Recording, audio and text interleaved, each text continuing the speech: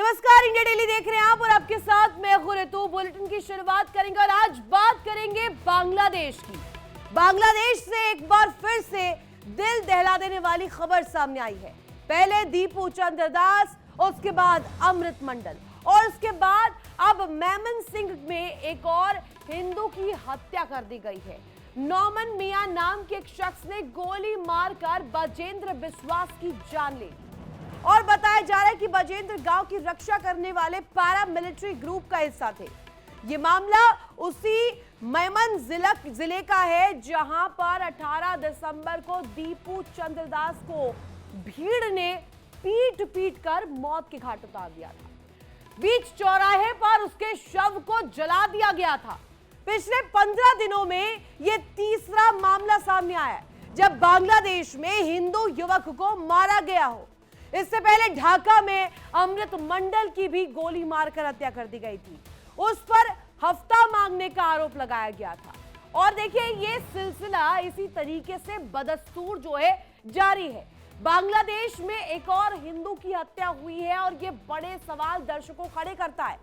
सवाल इसलिए खड़े करता है क्योंकि वहां पर एक के बाद एक हिंदू ही क्यों आखिरकार टारगेट पर आ रहा है, हिंदुओं को ही क्यों निशाना बनाया जा रहा है। क्या ये जिहादी पार्ट है, प्लानिंग है, उस सोच की प्लानिंग है जिसके जरिए पाकिस्तान की राह पर अब बांग्लादेश भी चल दिया है। क्या इसको लेकर के सवाल ये भी खड़े होने चाहिए कि हिंदू की हत्या को लेकर के जिस तरीके से विवाद हम देख रहे हैं, अब बांग्लादेश से पाकिस्तान तक तस्वीर हूबहू एक ही जैसी नजर आ रही है। बांग्लादेश में हिंदू युवक बजेंद्र बिस्वास की हत्या कर दी गई, साथ ही ने ही विश्वास जो है वो तोड़ दिया और जान ले ली। मुस्लिम दोस्त ने बजेंद्र बिस्वास पर गोली चलाई, पीठ पर खंजर घोंपने का काम किया, गोली मारने की धमकी दी और दबा दिया गया ट्रिगर। आपको बता दें, पैरा मिलिट्री फोर्स के मेंबर बजेंद्र बिस्वास की ये जो हत्या है ना, ये बड़े सवाल उनको लेकर के भी खड़े करती है जो विश्वास करते हैं, जिनका बहुत आसानी से ब्रेन वॉश कर दिया जाता है। चश्मदीदों के हवाले से खबरों में यह बताया गया है कि घटना के समय आरोपी नौमान मियां और बजेंद्र बिस्वास एक साथ बैठे थे।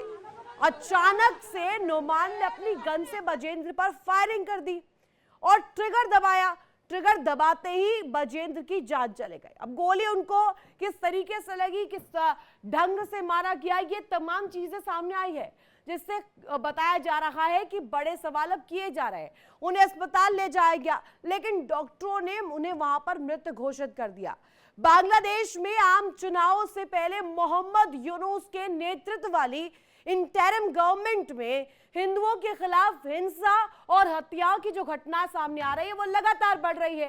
पिछले 11 दिनों की बात कर लेते हैं। 11 दिनों में तीसरी घटना ये है और बांग्लादेश में तीसरी हिंदू की मौत आखिर क्या इंडिकेट कर रही है, क्या दर्शा रही है, वो आपको अब जानकारी देते हैं। पिछले 11 दिनों में तीसरे हिंदू की हत्या हुई है। दीपू चंद्र दास को भीड़ ने पीट पीट कर मारा, तब तक मारा जब तक जान नहीं चली गई। वही अमृत मंडल की बात करते हैं। बेरहमी बर्बरता अमृत मंडल के लिए भी बरती गई।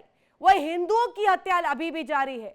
यूनुस प्रशासन क्या अभी सो रहा है, अभी नींद से जागा नहीं है। एक के बाद एक वारदातों से अल्पसंख्यकों में डर भी है। डर का माहौल इसलिए है क्योंकि वहां पर चुन चुनकर माइनॉरिटीज को टारगेट किया जा रहा है। माइनॉरिटी में भी एक बड़ा तबका हिंदुओं का, जिनको लेकर के टारगेट यूनुस सरकार की जो शहर पर जो जिहादी वहां पर घूम रहे हैं उन्होंने सेट कर लिया है। अब बांग्लादेश में कट्टरपंथ किस कदर हावी हुआ है, हिंदुओं को निशाना किस कदर बनाया जा रहा है, ये तो हम हर दिन देख रहे हैं। नई नई तस्वीरें सामने आ रही है। अमेरिकी हिंदू संगठनों ने हिंसा की कड़ी निंदा कर दी है दर्शकों।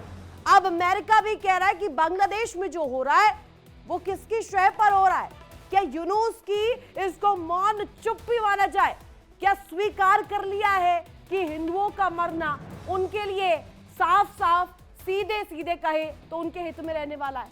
मौजूदा हालात को देखते हुए ये कहना गलत भी नहीं होगा कि बांग्लादेश पाकिस्तान की राह पर निकल पड़ा है और भारत विरोधी बांग्लादेश बर्बाद हो रहा है। इसके लिए मोहम्मद यूनुस पूरी तरीके से दर्शकों जिम्मेदार है। क्योंकि मोहम्मद यूनुस वहां पर शेख हसीना के तख्ता पलट के बाद से इंटरिम गवर्नमेंट में, और ऐसे में माना गया था कि यूनुस जो है देश के लिए काम करेंगे। लेकिन देश के लिए तो छोड़िए, वहां पर वो अपनी सरकार भी किस तरीके से चला रहे हैं वो भी अब सवालों के घेरे में है। क्योंकि पाकिस्तान के महज जो है वो पपेट बनकर रह गए, कठपुतली बनकर रह गए।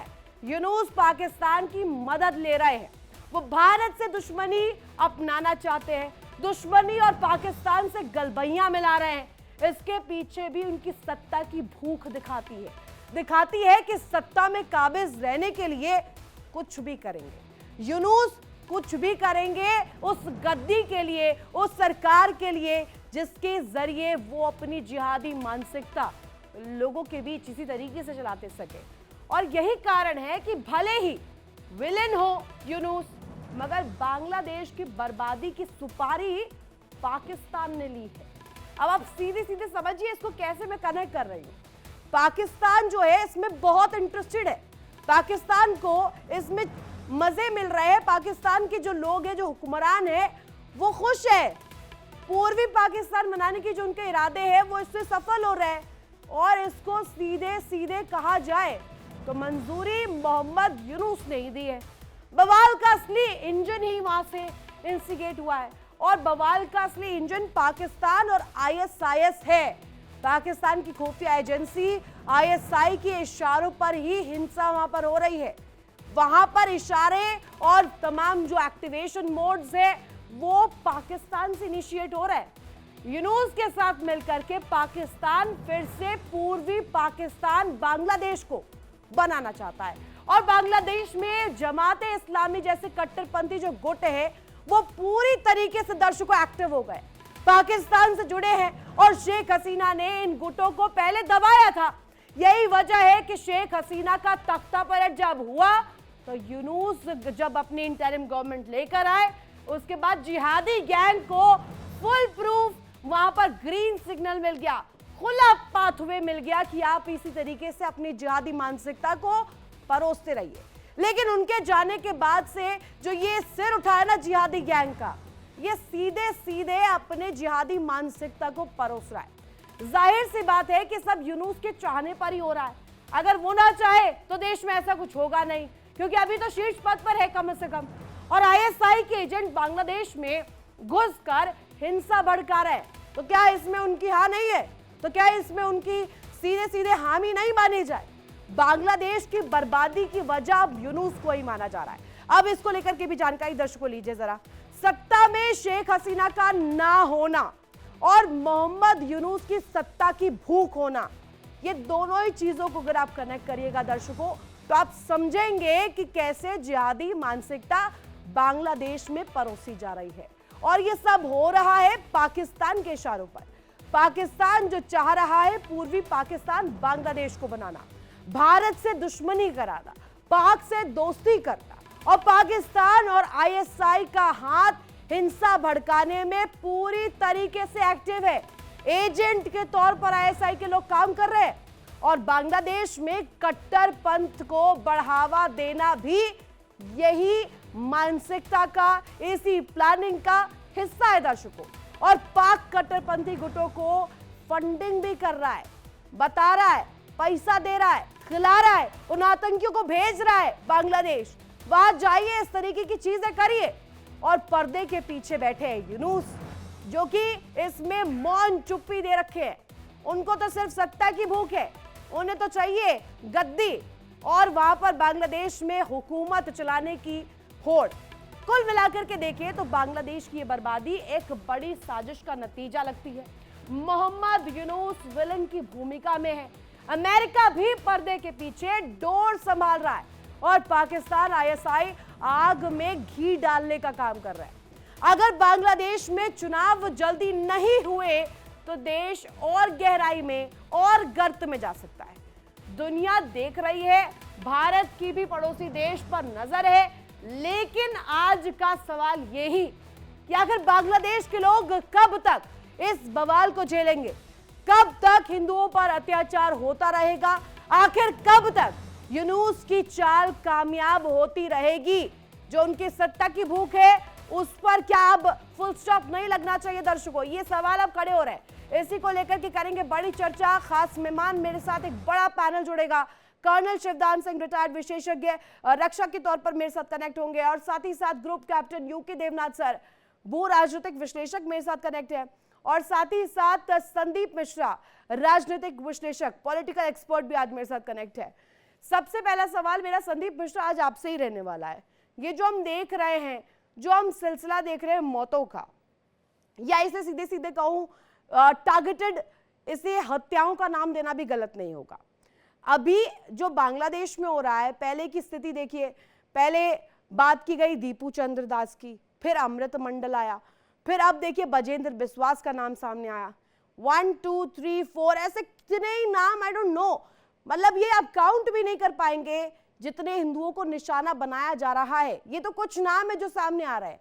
पर्दे के पीछे क्या खेल हो रहा है वो तो हमें देख भी नहीं पा रहे हैं हम लोग, हम दूसरे एक पर्सपेक्टिव से समझ रहे हैं। तो क्या पर्दे के पीछे यूनुस की ये हामी नहीं है, मौन स्वीकृति नहीं है, और पाकिस्तान के रास्ते पर क्या बांग्लादेश पूरी तरीके से एक्टिव हो गया है? देखिए रितु जी, इसको सही बात तो यह है कि पर्दे के पीछे ही सारा खेल चल रहा है। यूनुस जो है सही मायने में कठपुतली सरकार है। अब कठपुतली सरकार किसकी है? हम सभी जानते हैं कि अमेरिका, चाइना और पाकिस्तान, ये तीनों देश कहीं न कहीं जमीन की तलाश में रहते हैं कि पड़ोसी देशों में हमें जमीन मिले, जिससे कि हम भारत के खिलाफ किसी न किसी तरह की साजिश कर सकें, या ये कहें कि भारत के मामलों में किसी न किसी तरह से हम रेलिवेंट बने रहें। तो यह चीज जो है दिख रही है हमें कि जो कुछ भी हो रहा है बांग्लादेश में आज की तारीख, उसके पीछे पाकिस्तान की आईएसआई, कहीं का डीप स्टेट, और कुछ न कुछ चाइना का भी इसमें इंटरेस्ट इन्वॉल्व है। और इसके तहत मैं एक बात थोड़ा क्लियर करूं दर्शकों को, क्योंकि भारत में एंटी बांग्लादेश सेंटिमेंट बहुत ज्यादा है। यह चीज जो अभी हो रही है, यह बांग्लादेश का रियल कैरेक्टर नहीं है। पिछले जो बांग्लादेश के बनने से लेकर अभी तक कभी शेख हसीना रही हैं, कभी खालिदा जिया रही हैं, लेकिन इस तरह से जो भारत के खिलाफ उग्र माहौल इस समय दिख रहा है, वह कहीं न कहीं मोटिवेटेड लगता है। और इसीलिए शायद आप देखें कि भारत इस तरह के मौकों को जो है बढ़ने न देने के लिए जयशंकर जी को भेज रहा है उस अंतिम संस्कार में जो होना है। क्योंकि अगर हम वहां नहीं जाएंगे तो ऐसी ताकतें जो बांग्लादेश में जमीन तलाश रही हैं, उनको कहीं न कहीं खाली माहौल मिल जाएगा, फ्री इन्वायरमेंट मिल जाएगा, जिसमें वो भारत के खिलाफ साजिश कर सकेंगे। तो इसीलिए आप इस चीज को जोड़ के देखिए कि जो कुछ भी वहां हो रहा है उसमें यूनिट सरकार का कोई रोल नहीं है। मैंने जो 3 ताकतों का नाम लिया है, उन्हीं के इशारे पर, उन्हीं के डीप स्टेट जो है कहीं न कहीं बांग्लादेश को जो है अस्थिर करने की कोशिश कर रहे हैं। और भारत और बांग्लादेश के बीच जो इतने वर्षों से एक ब्रदर का, कहें कि बड़े भाई छोटे भाई का संबंध रहा है, या दोनों देश एक दूसरे को कोऑपरेट करते रहे हर अंतर्राष्ट्रीय मंच पर और हर अंतर्राष्ट्रीय घटनाओं में। तो आप तमाम चीजों को लेकर जिक्र कर रहे हैं, आपने 3 जो नाम यहाँ पर गिनवाए, ये बहुत इंपॉर्टेंट हो जाते हैं। लेकिन मैं अब आपसे, क्योंकि हाल तो हमने जान लिया, बांग्लादेश में स्थिति क्या है ये सभी को पता है, लेकिन भारत कैसे रिएक्ट करे इसको लेकर के भी बहुत क्वेश्चन हो रहा है सर।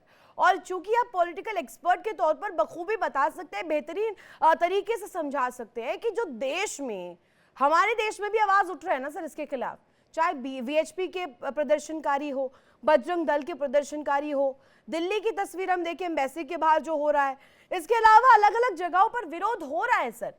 और यहाँ पर हम तो सीधे सीधे अगर मैं कोट करूं, मुख्यमंत्री योगी आदित्यनाथ ने भी क्लियर कहा है कि अब पीडीए कहां गया विपक्ष का, अब पीडीए नहीं नजर आ रहा। जो पीडीए चिल्लाया करते थे सदन में, सदन के भीतर पीडीए की आवाज बुलंद किया करते थे, गाजा पट्टी में कुछ होता है तो आंसू बहाने चले आते थे, अब वो लोग कहां चले गए सर? देखिए बात यह है कि भारत में हिंदुओं के खिलाफ अगर कोई हमला होता है दुनिया के किसी भी मुल्क में, तो भारत के राजनीतिक दल, अगर हम संघ या संघ से समर्थित जो दल हैं या जो राष्ट्रवादी दल हैं उनकी बातें अगर छोड़ दें, तो कोई भी दल बोलना नहीं चाहता, सिर्फ इसलिए क्योंकि उनके खिलाफ जो हमला हो रहा है हिंदुओं के खिलाफ करने वाले धर्म विशेष के लोग हैं। और उस धर्म विशेष के वोट जो है कहीं न कहीं हमारे खाते से निकल करके कहीं दूसरे के खाते में न चला जाए, उसका जो डर है, उसी के चलते राजनीतिक दल भारत में बोलते नहीं है। और इसी का नतीजा है कि आज आप देखिए कि जो हिंदू संगठित हो रहा है, जिन संगठनों का आपने नाम लिया, इन संगठनों के तहत जो है कभी हिंदू विघटित हुआ करता था, हिंदुओं का वोट सभी लोगों को मिलता था, और आज वह दल जो है कहीं संगठित होकर के एक दल विशेष के लिए ही वोट कर रहे हैं, हिंदू संगठन जो है और हिंदुओं से समर्थित पार्टियां जो है, बट द इस तरह से जो क्वेश्चन इज सर, हम देखते हैं फिलिस्तीन का झंडा लेकर के कई दफा लोग सामने आए, उसको लेकर के बहुत कार्रवाइयां भी हुई, बहुत सवाल भी उठे कि इतना क्यों कहा जा रहा है, कि इतनी हिमायत क्यों की जा रही है।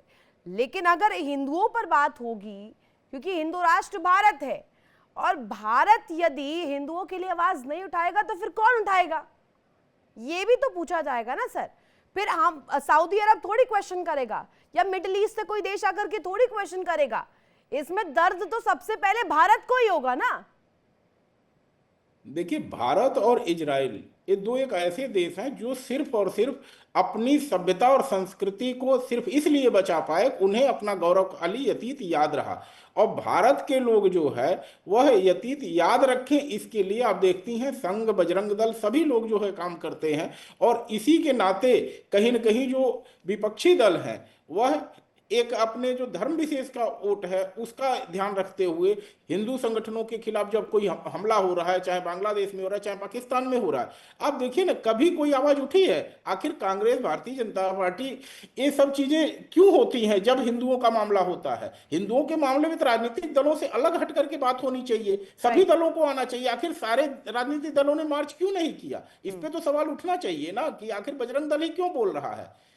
एमआईएम के लोगों को भी आगे आना चाहिए, हुमायूं कबीर को भी सामने आना चाहिए, ममता चर्चा जी कर को रही भी हूँ। आना चाहिए। तो group captain U K Devnath sir से मैं पूछना चाहती हूँ सर, असल में अगर मैं देखूँ सिचुएशन को, तो अभी सही तौर पर अगर मैं कहूँ, सही मायने में विलन है कौन जो ये चाह रहा है कि ईस्टर्न पाकिस्तान बन जाए बांग्लादेश? रितु जी, इसमें कोई शक नहीं है कि बांग्लादेश में हालत बहुत नाजुक है। इसमें भी कोई शक नहीं है कि 12 फरवरी को जब इलेक्शन होंगे उसमें बीएनपी पावर में आ जाएगी, क्योंकि अवामी लीग जो दूसरी बड़ी पार्टी है उसे तो चुनाव लड़ने का मौका नहीं दिया जा रहा। ऐसी हालत में जमाते इस्लामी और बीएनपी दोनों ही हार की तरफ अग्रसर हो रहे हैं। अब दोनों ही पार्टी को मालूम है, खासतौर से जमाते इस्लामी को मालूम है कि और थोड़े से वोट उनको कैसे मिल सकते हैं। जमात हमेशा से ही हिंदू विरोधी रही है, भारत विरोधी रही है। तो बांग्लादेश में माहौल एक बनाने की कोशिश की जा रही है विरोधी दल के, जो ये जमात है या एनसीपी है, कि भारत विरोधी प्रोपेगेंडा करो, हिंदू विरोधी कार्रवाइयाँ करो। तो जो हाशिए पे बैठा वोटर है, जो कंफ्यूज्ड वोटर है या जो डरा हुआ वोटर है, वो जमाते इस्लामी को वोट करेगा, एनसीपी के लिए वोट करेगा। जाहिर बात है, इसके लिए सबसे बड़ी जो इंसेंटिव है वो पाकिस्तान की तरफ से आ रही है। ढाका में उनकी जो हाई कमिश्नर है, वहां पर उन्होंने एक ढाका सेल खोला हुआ है जिसमें एक ब्रिगेडियर साहब इंचार्ज हैं, 2 कर्नल हैं, 4 मेजर हैं, नेवी एयरफोर्स के ऑफिसर हैं। सबसे बड़ी बात है कि पाकिस्तान के सोशल साइंटिस्ट भी वहां पर हैं। वो एक टूल किट के तहत लगातार अलग अलग तरीकों से भारत के विरुद्ध घृणा फैलाने की कोशिश कर रहे हैं। अब ये जो हिंदू विरोधी वारदातें हुई हैं, अंतर्राष्ट्रीय खिलाफत भी हो रही हैं। अमेरिका से स्टेटमेंट में आया है कि यूनिस की सरकार हिंदुओं को प्रोटेक्शन दे। इंग्लैंड की सरकार ने भी बाय नेम जो स्टेटमेंट जारी किया है, उन्होंने नाम लिया है दीपू चंद्र दास का और अमृत मंडल का, कि बांग्लादेश में हिंदुओं के खिलाफ जो अत्याचार होते हैं उसको यूनिस सरकार कंट्रोल में करें। अंतर्राष्ट्रीय दबाव के चलते अभी तक 12 लोगों को गिरफ्तार किया गया है दीपू चंद्र दास के हत्या में, और अमृत मंडल के केस में भी अभी तक 5 लोगों को अरेस्ट किया गया है। कल जो हिंदू की हत्या हुई है उसमें भी पुलिस ने बयान दिया है ऑफिशियली कि जो अपराधी हैं उनको चिन्हित कर लिया गया है और बहुत जल्दी उनको अरेस्ट किया जाएगा। भारत सरकार का रुख क्या होना चाहिए? देखिए, 2 चीजें समझनी पड़ेगी। एक तो है कि भारत और बांग्लादेश के रिलेशंस जो हैं 12 फरवरी के बाद आज जिस स्तर पे है इससे तो इम्प्रूव हो जाएंगे, क्योंकि 12 फरवरी के बाद बीएनपी पावर में आ जाएगी। और ठीक है, बीएनपी चाहे भारत के साथ मजबूती से नहीं चलती है, लेकिन इतनी खतरनाक भी नहीं है। और ठीक है, थोड़ा बहुत सर उनके ऊपर लेकिन इल्जाम मेरा इसमें मानना थोड़ा सा अलग है। मैं इसे ये समझती हूँ कि पैराशूट लैंडिंग करवाई गई है यदि वहां पर तारिक रहमान की, तो वो भी एक दूसरे पर्सपेक्टिव से कराई गई है। अगर अमेरिका करा रहा है, अमेरिका कभी भी कुछ भी करता है तो उसके पीछे उसका कुछ ना कुछ एक मोटिव रहता है। तो इसको आने वाले दिनों में समझना होगा कि अमेरिका ने क्या पर्सपेक्टिव से, किस मोटिव से, मोडस ऑपरेंडी से उसको भेजा है, तारिक रहमान को वहां पर लैंडिंग करवाई है। ये तमाम कड़ियां अभी आगे खुलेंगी, इस पर चर्चा होगी।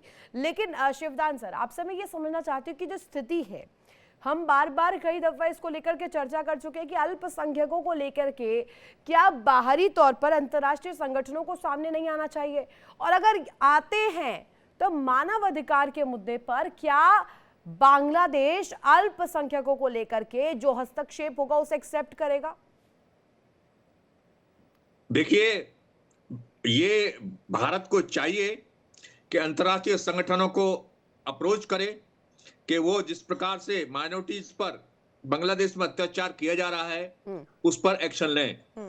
और संयुक्त राष्ट्र संघ में इसके लिए विशेष समिति है अल्पसंख्यकों की सुरक्षा के लिए। अब तक भारत को सीधे संयुक्त राष्ट्र संघ में इमरजेंसी मीटिंग के लिए क्वेश्चन करना चाहिए, और ये सवाल अंतर यूएनओ में उठाया जाना चाहिए कि किस प्रकार से बांग्लादेश की स्थिति में हिंदुओं को प्रताड़ित किया जा रहा है और हिंदुओं को बार बार टारगेट किया जा रहा है।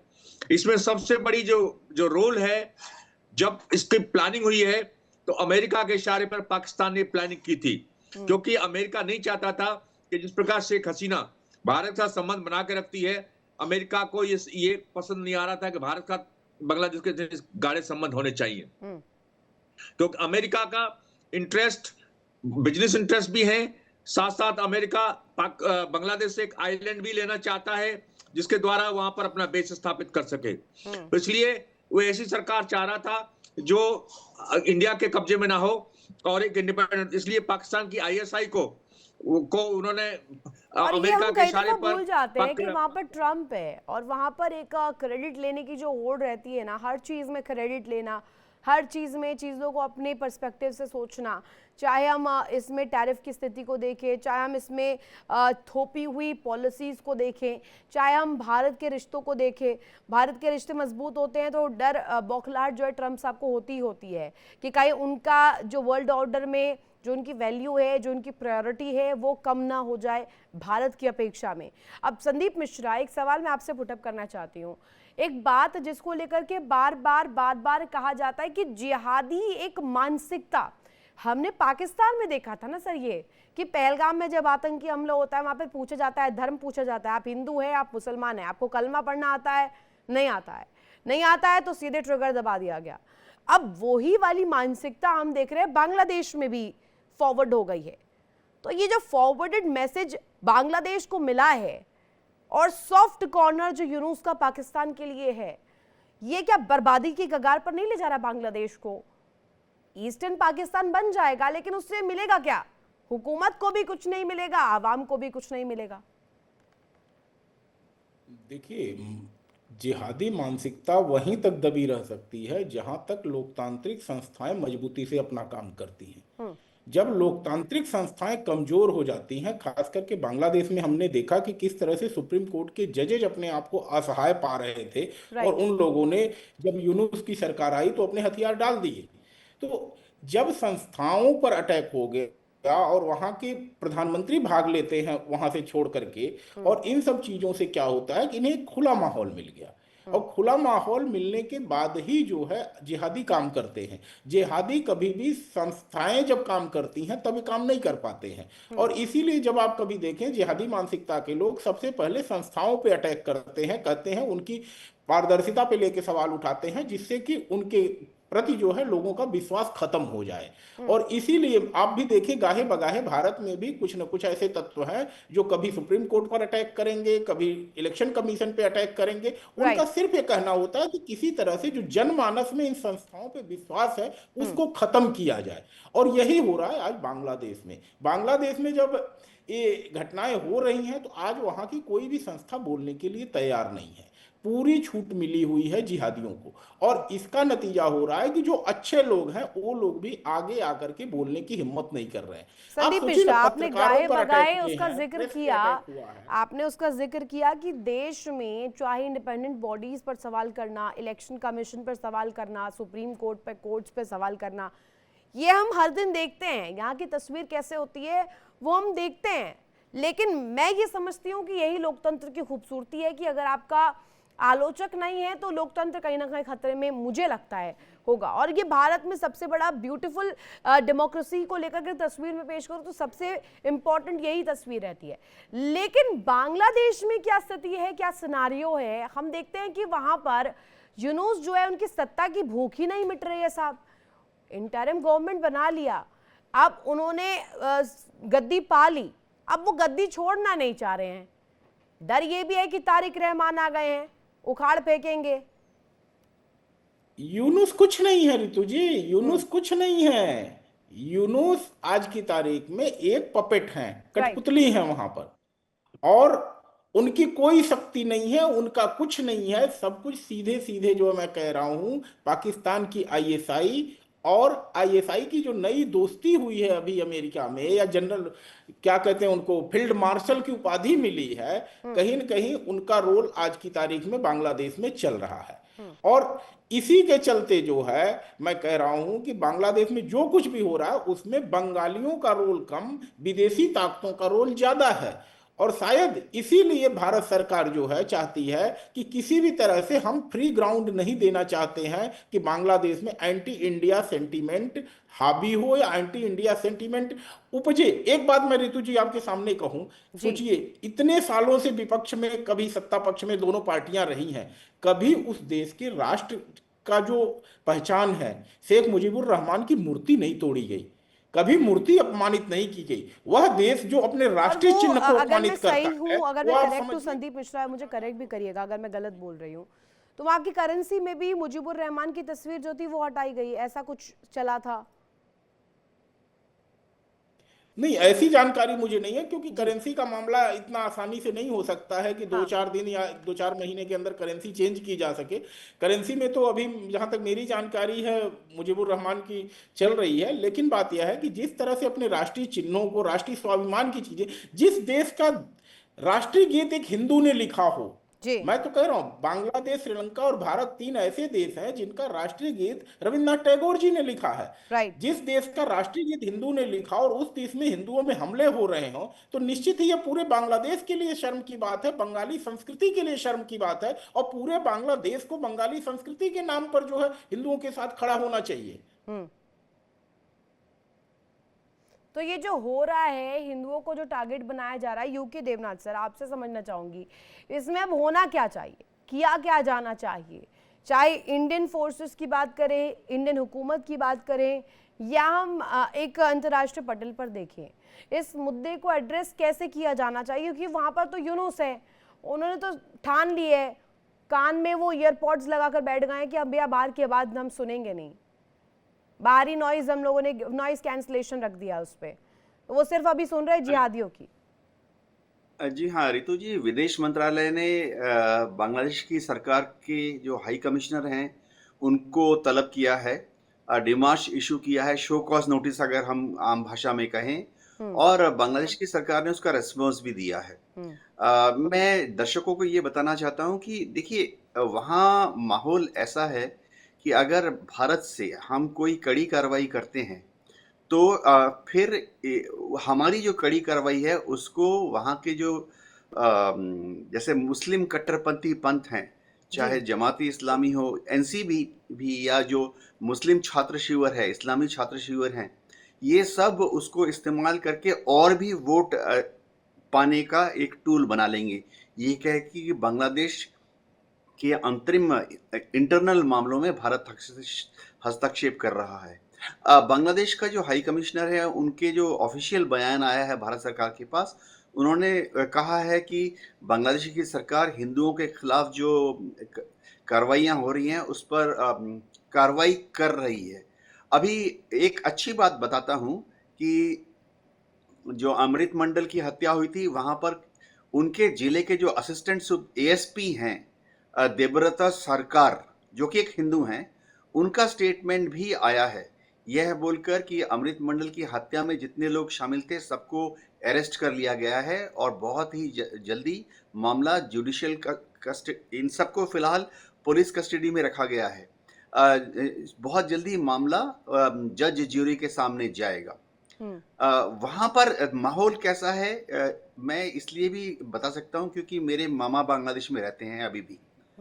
उनके पास 100 आम के पेड़ हैं, 100 नारियल के पेड़ हैं, 10 लठैत भी वो पालते हैं, जिसमें से कि 8 मुस्लिम हैं। वो अवामी लीग के कार्यकर्ता हैं।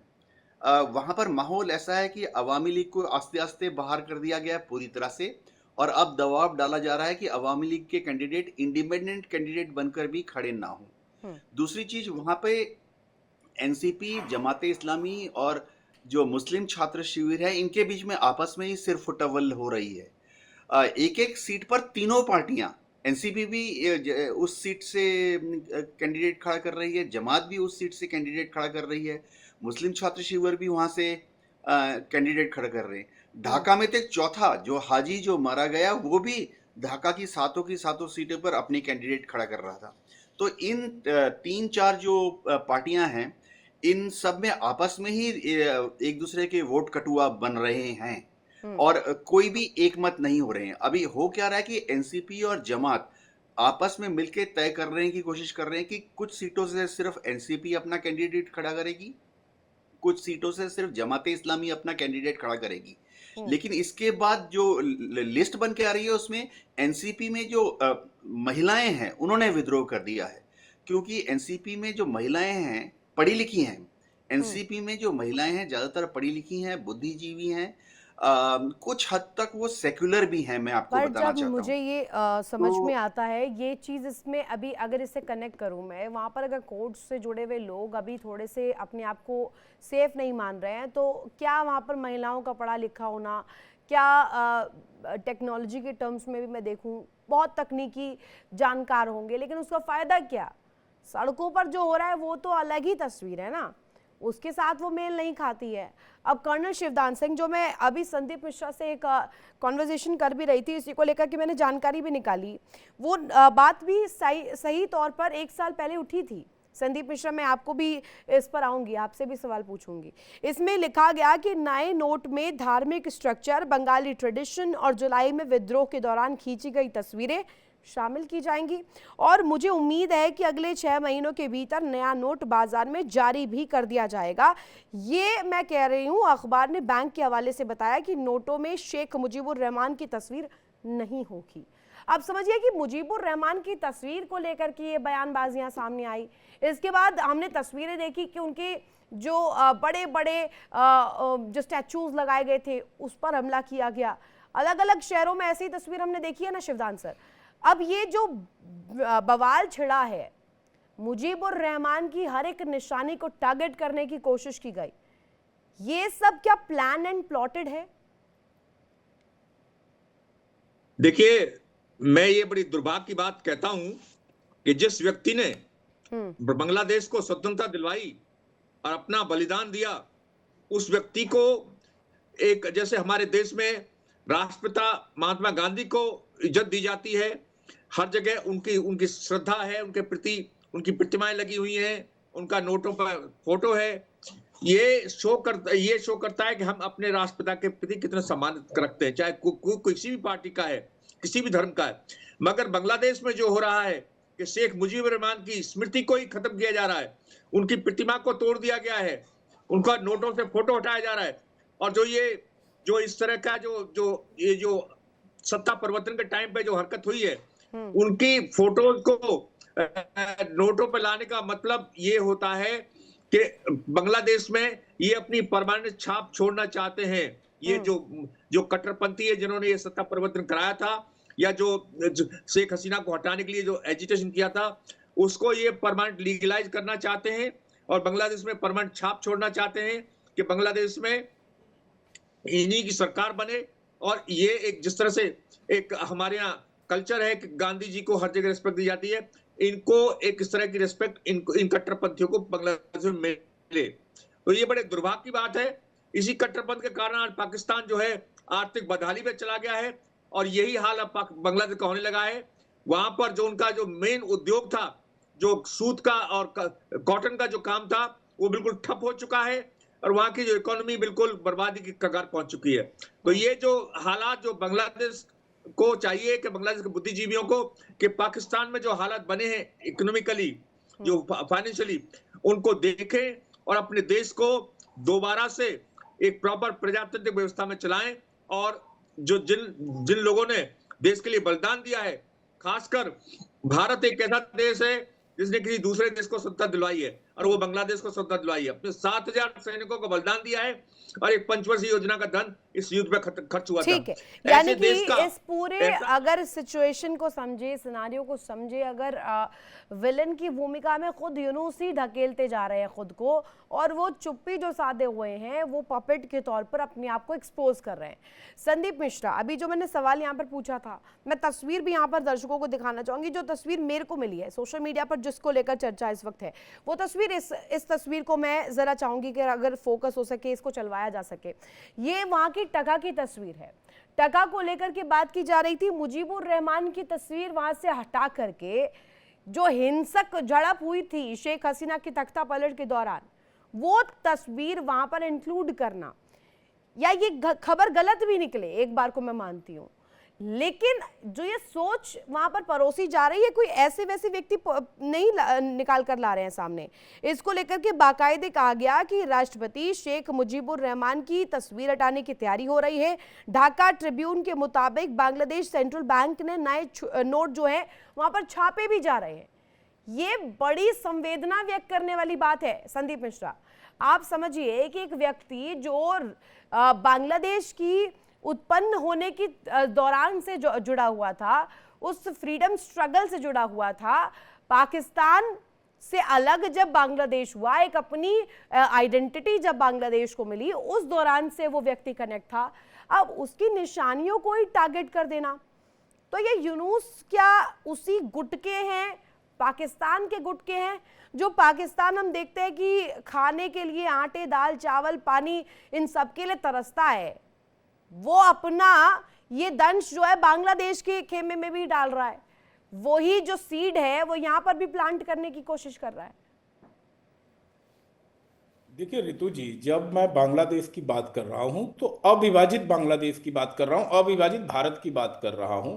और वहां पर जब अंग्रेजों के समय से आप देखें, बंगाल बहुत ही फर्टाइल लैंड रहा है, खासकर विचारों के लिए।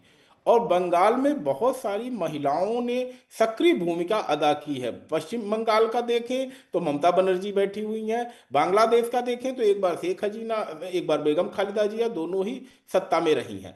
तो जिस देश में महिलाओं को अधिकार है, जिस देश में महिलाओं को आज़ादी है अपनी बात रखने की, जिसकी संस्कृति में है, मैं उसको संस्कृति से जोड़ के देखता हूँ, बंगाली कल्चर में महिलाओं को आज़ादी है अपनी बात को रखने की।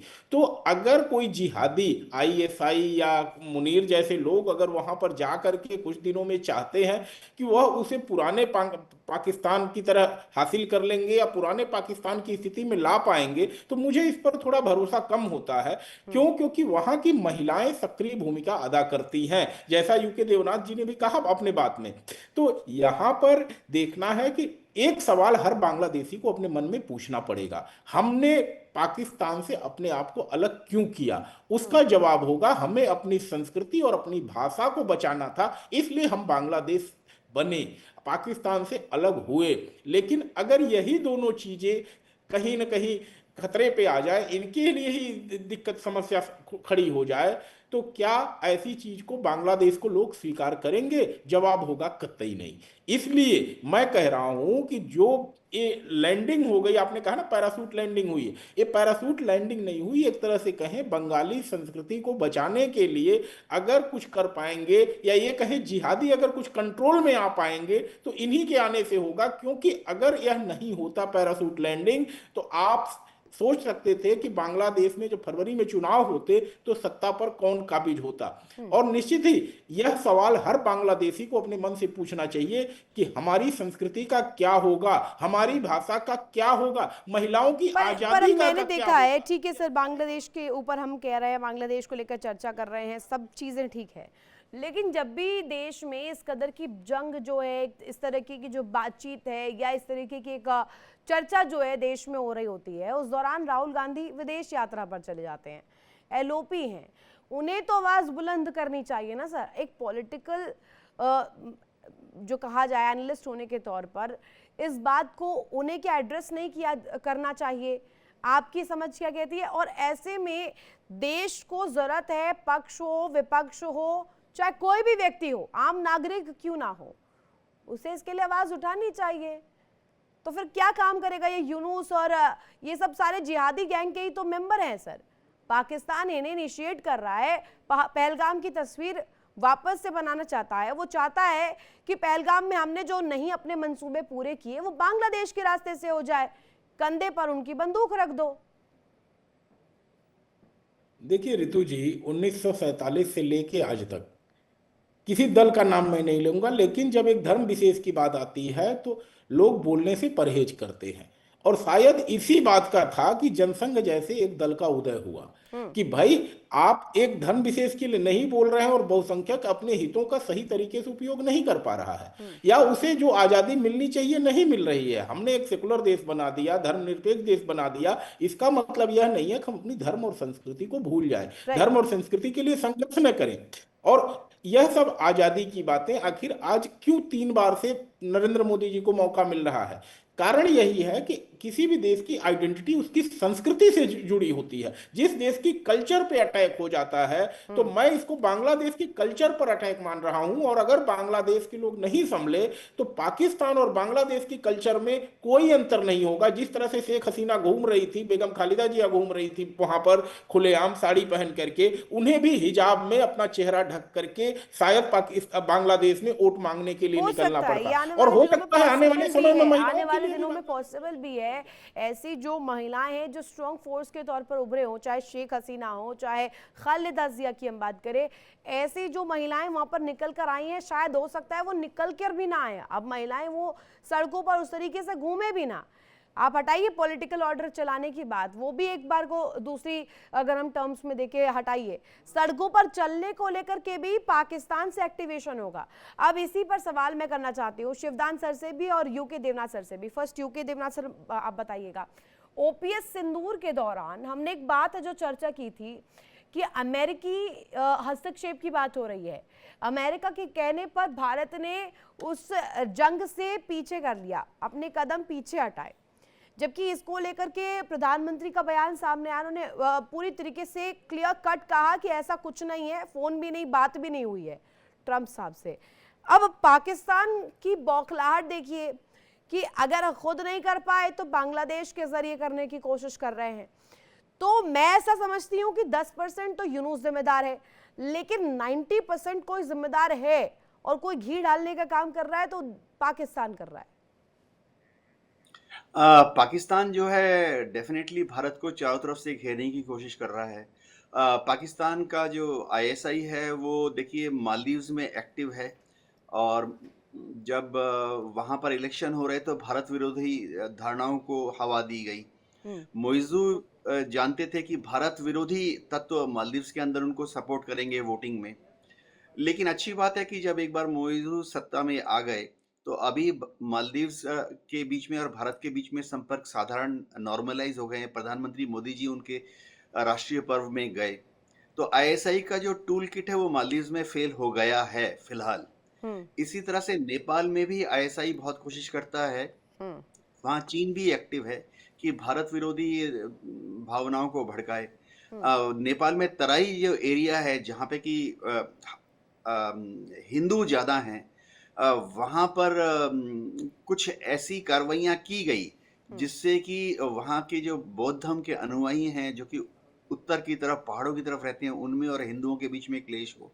लेकिन अच्छी बात ये रही कि वहाँ पर जो भी पार्टी पावर में आई, खासतौर से जब नेपाली कम्युनिस्ट पार्टी पावर में आई, तो उन्होंने धार्मिक भावना के आधार पर नेपाल में तराई एरिया में जो नीचे की तरफ जो मदेशी हैं उन पर हमले ज़्यादा नहीं किए। बर्मा में भी ऐसी ही कुछ भावना चली थी। अभी श्रीलंका में भी ऐसी कुछ भावनाओं को उत्पन्न करने की कोशिश की थी, लेकिन भारत सरकार ने जब से श्रीलंका के सरकार का हाथ पकड़ा है, हमने उनको $4 बिलियन की आर्थिक सहायता दी है। तब से श्रीलंका की जो नई सरकार है वो भारत विरोधी गतिविधियों को बढ़ावा नहीं दे रही है, वरन उन पर रोक लगा रही है। तो ये खेल ऐसा है पाकिस्तान का जहां पर अब वो पाकिस्तान पश्चिम से दबाव डालेगा और बांग्लादेश पूरब से दबाव डालेगा, लेकिन ये मंसूबे पाकिस्तान के सफल नहीं होंगे क्योंकि बांग्लादेश में मूलतः ज़्यादातर लोग जो हैं वो भारत विरोधी नहीं हैं, क्योंकि उनको मालूम है कि भारत के साथ ही उनको रहना पड़ेगा। पर भारत का सर उन्हें 4000 तो नोबेल प्राइज चाहिए था ना, उन्हें तो पुरस्कार चाहिए था। यूनुस जी को तो पुरस्कार चाहिए था, उन्हें तो अंतर्राष्ट्रीय तौर पर दबाव ही इसीलिए बनाया कि भैया हमारी तो छवि पीस को लेकर के है। पर वो पीस कहाँ है? बांग्लादेश में हम देख रहे हैं आग ही आग है इस वक्त। बांग्लादेश में तो घी डाल रहा है पाकिस्तान और वहां पर चटकारे ले रहे हैं यूनुस साहब। तो शिवदान सर ये मुझे समझाइएगा क्या पर्दे के पीछे कोई बड़ा खेल चल रहा है? इसे कैसे समझे हम? ये साजिश है या पूरी तरीके से पाकिस्तान का इसमें हाथ है? इसे अब साजिश समझना भी क्या गलती है? देखिए, शेख हसीना को सत्ता से हटाने के लिए, जैसा मैंने पहले भी कहा, अमेरिका के इशारे पे पाकिस्तान ने पूरा साजिश रची है और उसके लिए सबसे पहले उसने मुस्लिम कट्टरपंथ को बढ़ावा दिया, स्टूडेंट्स को, यंग जो वहां का यूथ है उसको आगे किया। ये पाकिस्तान की आर्मी की बहुत पुरानी चाल है कि वो सत्ता पर मुस्लिम कट्टरपंथ के द्वारा कब्जा करना चाहते हैं। यही हाल उन्होंने पाकिस्तान में किया है। आज पाकिस्तान में मुस्लिम कट्टरपंथ इतना क्यों बढ़ावा मिला? उसे पूरे मदरसों में तालिबान तैयार किए गए जिनको जो कि पूरे मुस्लिम कट्टरपंथी थे और जिन्होंने जाके अफगानिस्तान में युद्ध किया रूस सेना के विरुद्ध। इसी का 1947 से लेकर आज तक पाकिस्तान सेना ने पाकिस्तानी जनता पर इसी के द्वारा ही राज किया है कि उन्होंने हमेशा मुस्लिम कट्टरपंथ को बढ़ावा दिया, जनता को बहकावे में रखा कि वो मुस्लिम बना रहे, उनको असली मुस्लिम बना रहे। इस चक्कर में पाकिस्तान की सेना यही काम वो पाकिस्तानी सेना बांग्लादेश में कराने की कोशिश कर रही है। उसने मुस्लिम कट्टरपंथ को बढ़ावा दिया, जिसके द्वारा शेख हसीना को सत्ता से हटाया और उसके बाद अपनी पपेट सरकार यूनुस के द्वारा बनवाई। तो यूनुस जो भी कर रहा है एक कठपुतली की तरह है जिसको पाकिस्तान की आईएसआई मैनेज कर रही है और आज से मोदी के इशारे पर वो हर एक्शन ले रहा है। तो इसलिए जो मैंने जानकारियां इकट्ठा की हैं, संदीप मिश्रा आप भी सुनिएगा, मोहम्मद यूनुस से जुड़े कुछ प्रमुख विवाद जो अभी तक रहे हैं, जो कंट्रोवर्सीज रही हैं शुरुआत से ही मैं अगर गिनवाऊं, पहला 2011 का मामला था, ग्रामीण बैंक से हटाया जाना उनको। उसके बाद सेकंड सरकार के साथ टकराव की तस्वीर, थर्ड नोबेल पुरस्कार का राजनीतिक इस्तेमाल करना, या इसके अलावा कर और वित्तीय अनियमितताओं के आरोप उन पर लगना, राजनीति में आने की कोशिश करना, साथ ही माइक्रो फाइनेंसिंग मॉडल पर सवाल करना। ये हम देखते हैं कि शुरुआत से ही यूनुस का रवैया इसी तरीके से रहा है। सरकार में हो, इंटरिम गवर्नमेंट में हो ना हो, एक व्यक्ति के तौर पर भी बांग्लादेश में जो उनकी मौजूदगी थी वो इसी तरीके से थी। तो ये सवाल क्या पूछा नहीं जाएगा कि क्या बांग्लादेश सरकार अब आलोचकों से घिर गई है और सीधे सीधे इसके जरिए नोबेल शांति पुरस्कार पाने के बाद यूनुस ने अपनी अंतर्राष्ट्रीय छवि बर्बाद कर दी है सीधे सीधे? देखिए, यूनुस की अंतर्राष्ट्रीय छवि जिस भी तरीके से उन्होंने शांति पुरस्कार प्राप्त किया है, वो अमेरिका में रह रहे थे और अमेरिका ने उसकी इस पॉपुलैरिटी का इस्तेमाल करने की कोशिश की बांग्लादेश में कि ये शांति पुरस्कार का इसको नोबेल प्राइज मिला हुआ है और इसको हम बांग्लादेश में प्लेस कर देंगे तो बांग्लादेश के बुद्धिजीवी जो हैं इसको स्वीकार कर लेंगे। मगर उसका असली चेहरा सामने आ चुका है। उसकी अंतरराष्ट्रीय जो पॉपुलैरिटी सब खत्म हो चुकी है जी। और वो पाकिस्तान के आईएसआई के इशारे पर काम कर रहा है। इसके कारण वो अभी कोई रेस्पेक्टेबल टाइप का लीडर नहीं रहा है। तो इसलिए जो उसकी अंतरराष्ट्रीय छवि है उसको तो बिल्कुल आप समझ लीजिए कि खत्म हो चुकी है। और वो कोई उसको शांति पुरस्कार जो मिला था, उस शांति पुरस्कार के जो उन्होंने वो जिस वजह से मिला था, उस सब यानी कुछ कि वो इस मिट्टी में मिला दिया है। इंटरनेशनल फिगर होने का फायदा उन्होंने पॉलिटिकल एस्पेक्ट से लिया है। संदीप मिश्रा, इस पर जरा प्रकाश डालिएगा। उनको मिल गया पीस अवार्ड, लेकिन उन्होंने यूज ऐसे किया है कि इंटरनेशनल फोरम पर उसको ऐसा प्रेजेंट किया जाए और पॉलिटिकली अपने लिए माइलेज के तौर पर इस्तेमाल किया जाए। देखिए, जितने भी पुरस्कार हैं रितु जी, चाहे रामन मैग्सेसे हो, चाहे XYZ जीएफई पुरस्कार का आप नाम ले रहे हैं, मैं तो नाम भी नहीं लेना चाहता हूं इन पुरस्कारों का। जब ब्रिटेन की महारानी का शासन हुआ करता था तो राय बहादुर की उपाधि मिलती थी, सर की उपाधि मिलती थी। जी। ये जो पुरस्कार हैं, आज तो ब्रिटेन की महारानी का शासन है नहीं, महारानी की शासन जाकर के महाराज के पास चला गया है, 7 समुंदर पार अमेरिका के पास चला गया है। तो अमेरिका अपनी साजिश के तहत जिसको प्लांट करना चाहता है कहीं भी, इसी तरह की राय बहादुर की उपाधियां देती हैं। हमारे यहाँ दिल्ली में भी 10 साल तक एक बैठा रहा लेकर के पुरस्कार उसी तरह के जो है। तो दुनिया में कहीं भी प्लांट करने के लिए, और जो गुलामी की मानसिकता होती है, प्रधानमंत्री जी बार बार क्यों कहते हैं कि गुलामी की मानसिकता से मुक्त होना चाहिए। हमको यह लगता है कि जिसको विदेशी पुरस्कार मिल गया वह सबसे बड़ा विद्वान है, उसके अलावा तो कोई कुछ जानता ही नहीं है। तो चाहे सर, इसके लिए फिल्मों तो में सर कुछ ये मिल बहुत जाए, चाहे आप बेशक से इसको समझा रहे हैं, लेकिन अगर आप ट्रम्प साहब को पर्सपेक्टिव में रखिए फिर तो ये बहुत कंट्रोवर्शियल स्टेटमेंट हो जाएगा। वो तो लड़ ही इसी के ले रहे हैं, क्रेडिट चाहिए उनको हर चीज का।